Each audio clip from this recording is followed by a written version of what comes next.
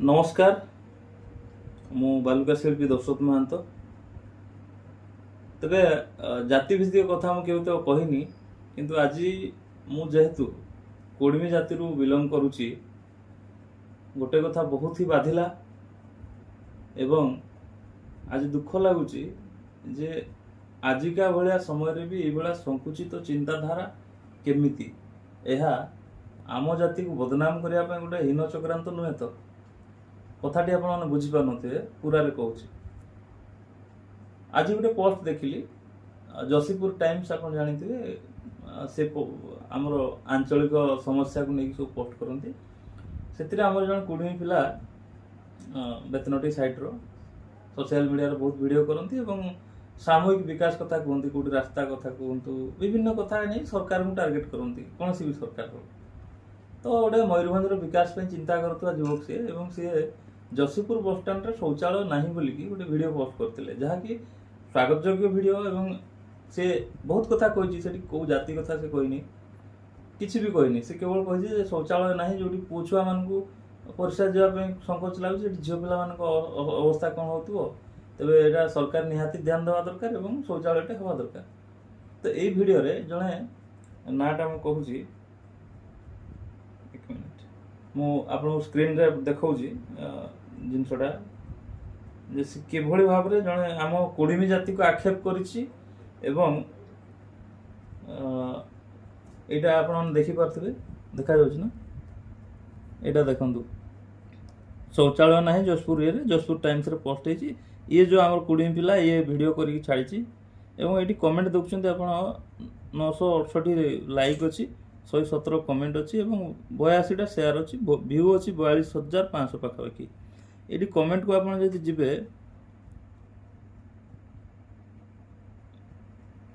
Comment रे आप देखिए ये देखु बबुल राज गुया ये कमेंट लिखिं आमे मयूरभंज को सबू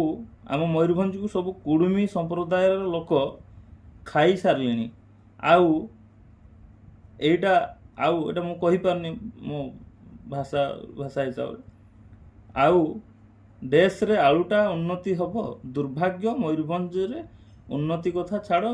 हे दिन रे स्वप्न देख छाड़ कुड़मी जाति पाई मयूरभंजर उन्नति हो नहीं 100% मयूरभंज पाई गोटे गोटे कलंक माने मयूरभंज रे माने मयूरभंज माने कुड़मी मान को पाई मयूरभंज गोटे कलंकित तेबे एभली स्टेटमेंट सोशल मीडिया रे लिखिबा गोटे जाति को आक्षेप करवा निश्चित भाव में कोट ना कोटी गोटे जाति को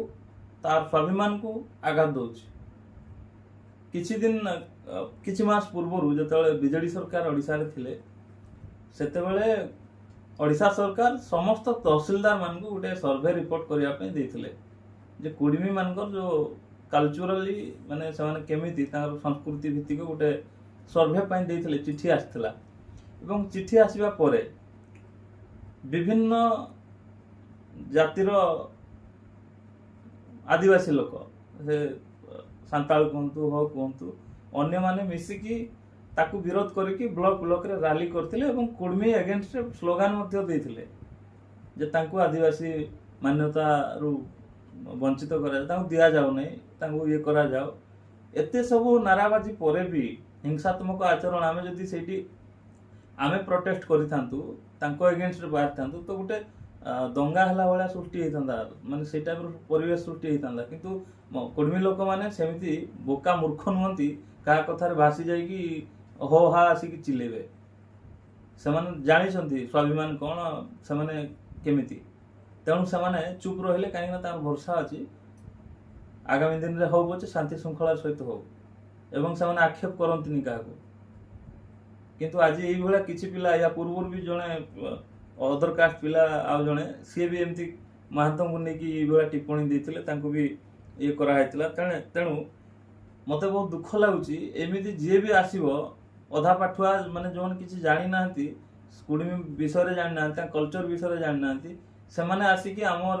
जाति उपरे कमेंट करके पलैबे और आम मैंने सब चुप है चूड़ी पिंधिक बसवा घरे ମୁଁ ସମସ୍ତଙ୍କୁ ଅନୁରୋଧ କରୁଛି ଯେତିକି ବି କୁର୍ମୀ ସଂଗଠନ ଏଇଭଳିଆ ଲୋକଙ୍କୁ ଛାଡ଼ିଦେଲେ କିଛି ନାହିଁ, ମୁଁ ବି କମେଣ୍ଟ ପଢ଼ିକି ଚୁପ୍ ହେଇଯାଇ ପାରିଥାନ୍ତି। ହଁ ଏମିତି କେତେ କମେଣ୍ଟ ଆସୁଛି ଇଏ ହେଉଛି, କିନ୍ତୁ ସୋସିଆଲ ମିଡ଼ିଆର ପ୍ରତ୍ୟେକଟି କମେଣ୍ଟର ବି ଇଫେକ୍ଟ ଅଛି। ତେଣୁ ଏହା ପାଇଁ ଯେଉଁ କୁର୍ମୀ ସଂଗଠନ ମାନେ ଅଛନ୍ତି ନିଶ୍ଚିତ ଭାବରେ ଗୋଟେ ଗୋଟେ କେସ୍ ଫାଇଲ୍ କରନ୍ତୁ। ଏ ପିଲାଟା ହେଉଛି ବାବୁଲ ରାଜ ଗୁୟା, ଯଶୀପୁରର ବାସିନ୍ଦା। ତାର ଡିଟେଲ୍ ମୁଁ ଆପଣଙ୍କୁ ଦେଖାଉଛି, ଆଉ ଥରେ ଟିକେ ପାଖ ଆଣିବା। ଆପଣ ଦେଖିପାରୁଥିବେ ଇଏ ବାବୁଲ ରାଜ ଗୁୟା, ମୁଁ ମଧ୍ୟ ରିପ୍ଲାଏ କରିଛି। ଇଏ ହେଉଛି ସେଇ ବ୍ୟକ୍ତି, ଆପଣ ଦେଖୁଥିବେ ଏଇଠି ଅଛି my name Raghunath Bir Babul Raj, I am from Jashipur Mayurbhanj Bhubaneswar Odisha India. Mobile ନମ୍ବରଟି ଆପଣ ଦେଖିପାରୁଥିବେ ଏଇଟା 9353281928। ଇଏ ସେଇ ପିଲା, ଭଲ ସେଠି ଦେଖିଥାନ୍ତୁ। ଇଏ ସେଇ ପିଲା, ଜାଣିନି କେତେ ପାଠ ପଢ଼ିଛି ଆଉ କ'ଣ କରିଛି ମୁଁ ଜାଣିନି, କିନ୍ତୁ ଏଇ ଟାଇପ୍ର ମୂର୍ଖାନ୍ତିଆ ଆଚରଣ କରିବା ନିଶ୍ଚିତ ଭାବରେ ଇଏ ସେଇ ପିଲା। ଆଉ ଗୋଟେ କମେଣ୍ଟ ଅଛି, ଖାଲି ଗୋଟେ କମେଣ୍ଟ ନୁହେଁ, ଆଉ ଗୋଟେ କମେଣ୍ଟ ଆପଣ ଏଠି ଦେଖିପାରୁଥିବେ। ତୁମେ ପରା ସେଇ କୁନ୍ଦୁରି ଫଳ, ସାରୁ, ଆଳୁ ବିକ୍ରି କରି ତା ପତ୍ର ଖାଇକି ଟଙ୍କା କମାଇବା ଲୋକ ଅଟ, କେମିତି ଉନ୍ନତି ହେବ? ତେବେ ଏତେ ସବୁ ପରେ ଜଣେ କୁର୍ମୀ ହିସାବରେ ଭାବନ୍ତୁ କେତେ କଷ୍ଟ ଲାଗୁଥିବ।